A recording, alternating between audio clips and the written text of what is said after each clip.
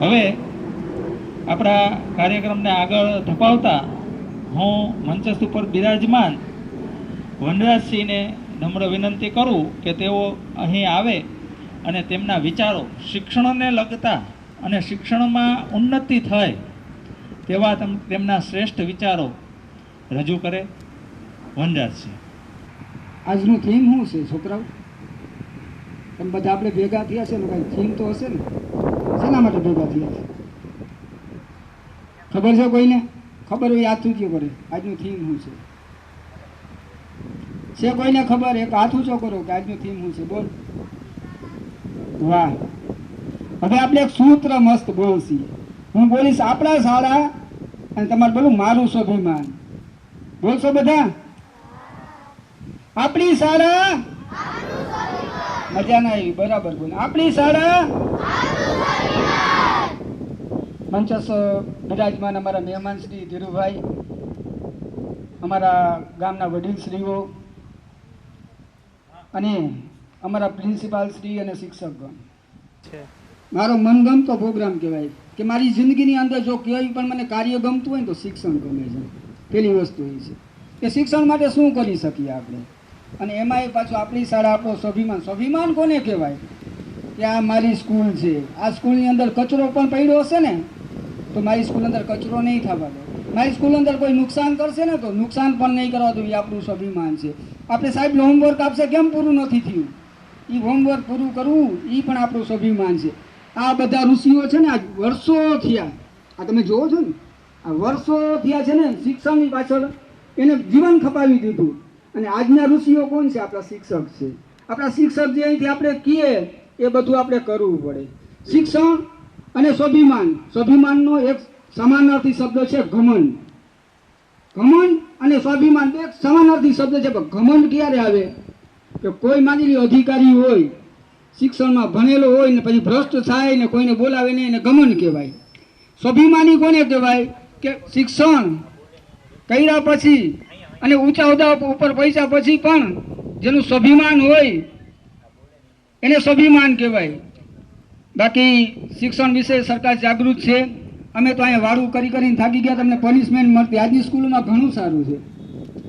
અમને ખબર છે ત્યારે આપણે પ્રવેશ તો ઉજાડો તમને થોડાક સમય પહેલાં, ત્યારે કેવું આઈએસ ક્લાસ 2 ઓફિસર તમને પ્રવેશ દેવા આવે અને અમને શું આવતા 4 જણા આવે, ડીંગા ટોળી કરે, બાપા મારે ને અહીંયા સાહેબ મારે અને 2 ઇંચની ફૂટપટ્ટી. આજે હું એક સૂત્ર છે કે શિક્ષકના હાથમાંથી હોટી લીધી ને અને બાળકોના હાથમાં છરી આવી છે.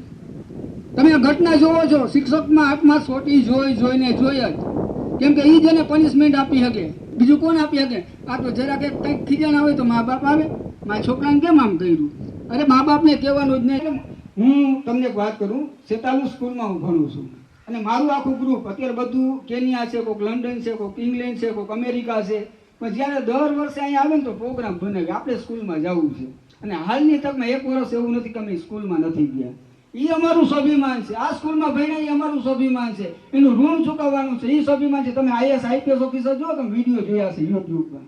ઓકે, કે એના શિક્ષકના હાથની હોટીઓ ખાવા હજી બેઠા. જ્યાં સુધી તમે શિક્ષણ બાબતમાં સ્વાભિમાન નહીં રાખો ને ત્યાં સુધી તમે આગળ નહીં વધો. યાદ રાખજો, શિક્ષણ એ આપણું સ્વાભિમાન છે, સ્કૂલ આપણું સ્વાભિમાન છે, આપણા શિક્ષકો એ આપણા સ્વાભિમાન છે, આપણું ગામ આપણું સ્વાભિમાન છે, આપણું સમાજ આપણું સ્વાભિમાન છે, આપણું ગુજરાત આપણું સ્વાભિમાન છે, અને આપણો દેશ આપણો સ્વાભિમાન છે. યાદ રાખજો, જો મગજમાં વાત ઉતરે તો.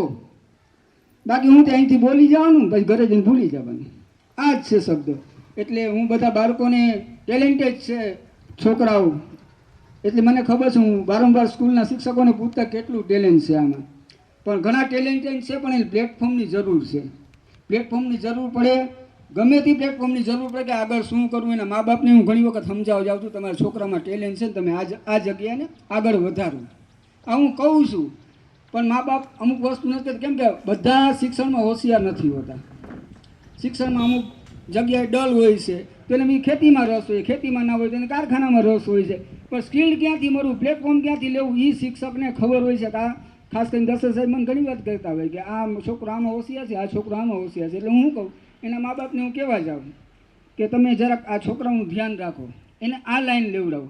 પણ એક પ્લેટફોર્મ દિશા છે ને નક્કી થાય છે ધોરણ 10 પછી, ખાસ કરીને ધોરણ 10 તો તમારે અહીંયા જે રીતે પાસ કરો પછી 10 પછી તમારો એક રેલવેનો ટ્રેક, જેમ કેમ પહેલા પાટા ઉપર ગાડી આવે, બીજા પાટા ઉપર આવે, ત્રીજા પાટા ઉપર, એ ટ્રેક નક્કી કરવાનો હોય છે આપણે કે એન્જિનિયરિંગમાં જવું, ફાર્મસીમાં જવું, મેડિકલમાં જવું, આઈઆઈટીમાં જવું, કઈ બાજુ જવું, તમે કઈ ફિલ્ડમાં જવું છે. માની લો ક્લાસ 2 ઓફિસર બનવું હોય તો જીપીએસસી યુપીએસસીની એક્ઝામની તૈયારી આજ કેટલા આપણે સમાજમાં હલાવે, અને આપણો તો રાજપૂત સમાજ કહેવાય.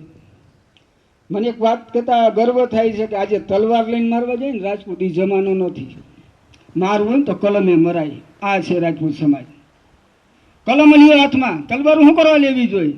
આ રાજપૂત સમાજ છે આપણો. આજે નથી તલવાર લઈને મારવા જાવ ને જેલમાં વયાઈ જાવ ને પછી છૂટી નહીં, જામીન ના મળે. બાકી તમે જ્યાં સુધી બોલ પેન રાખશો ને ત્યાં સુધી તમને વાંધો નહીં આવે.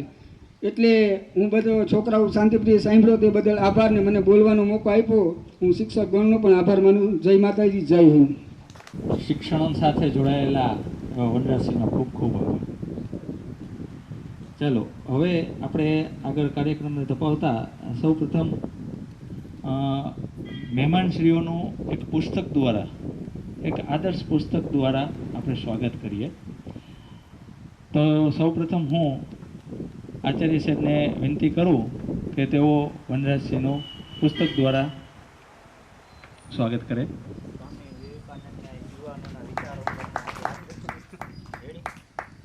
ત્યારબાદ અનુપસિંહને નમ્ર વિનંતી કરું કે તેઓ અધ્યક્ષ એવા આપણા ધીરુભાઈને પુસ્તક આપીને તેમનું સ્વાગત કરે.